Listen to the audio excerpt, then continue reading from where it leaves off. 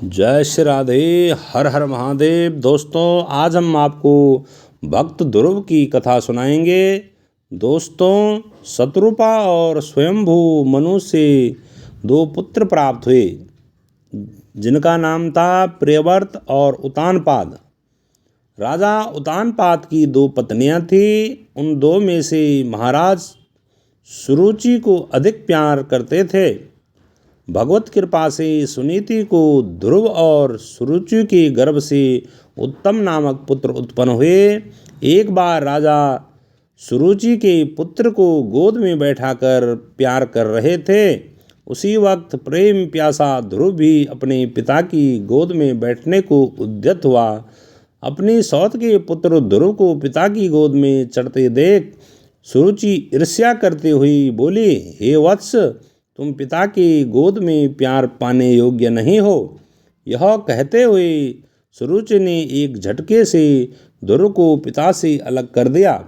ध्रुव ने रोते हुए अपनी माँ सुनीति के पास जाकर सभी बातें कह सुनाई।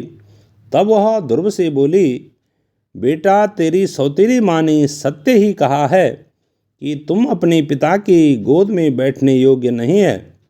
यदि तुम्हें गोद में ही बैठना है तो तपस्या करके परमपिता परमेश्वर के गोद में बैठ जाओ। पुत्र संसार के सुख स्वप्न के समान मिथ्या है और एकमात्र परमात्मा का भजन ही सत्य है। माँ से इस प्रकार का ज्ञान प्राप्त कर ध्रुव मधुवन जाकर ओम नमो भगवते वासुदेवाय नमः का जप करते हुए तपस्या में लीन हो गया। ध्रुव की घोर तपस्या करने पर भगवान विष्णु प्रकट हुए और उन्होंने उन्हें अपनी गोद में बिठा कर बहुत प्यार किया। तत्पश्चात भगवान बोले, हे ध्रुव जी, जो आज तक किसी को न मिला वह मंगल पद तुम्हें देता हूँ। 36,000 वर्ष पृथ्वी पर राज्य करने के बाद तुम सर्वपूज्य बनकर ध्रुवलोक में जाकर अनंत राज्य करोगे।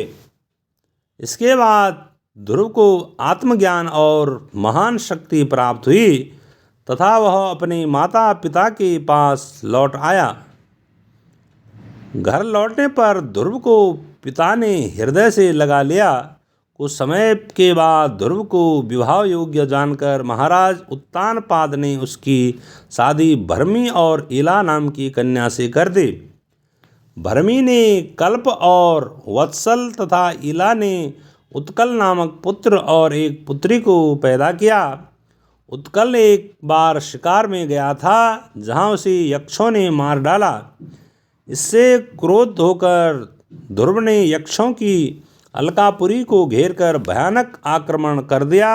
उस आक्रमण से सहस्रों यक्ष मारे गए। क्रोधित ध्रुव ने यक्षों का वंशज ही नारायण अस्त्र का प्रयोग कर मिटाना चाहा, किंतु पिता के द्वारा ज्ञानोपदेश पाने पर उन्होंने युद्ध बंद कर दिया और भगवान की उपासना में लग गए। 36,000 वर्ष भगवान की भक्ति और प्रजा का सुखपूर्वक पालन करने के पश्चात भक्त ध्रुव बद्रिका आश्रम चले गए और वहाँ हरिभजन करने लगे। एक दिन आकाश से एक विमान उतरा। उसमें विष्णु के ही समान दो पार्षद बैठे थे, जिन्होंने ध्रुव से विष्णु लोक चलने का निवेदन किया। जब प्रसन्नचित्त हो ध्रुव विमान पर चढ़ने लगे तो आकाश से देवताओं ने पुष्प वर्षा की।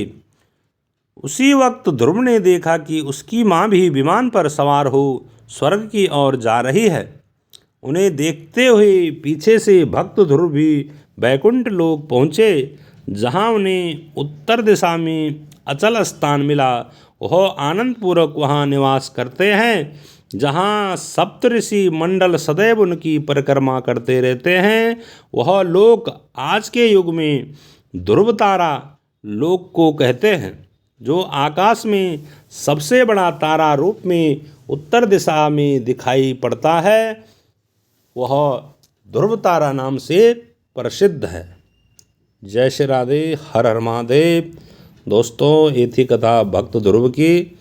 आपको कैसे लगी? अच्छी लगी तो इसको शेयर ज़रूर करें, लाइक करें, कमेंट करें और हमारे चैनल त्रिकाल दृष्टि को सब्सक्राइब करना ना भूलें।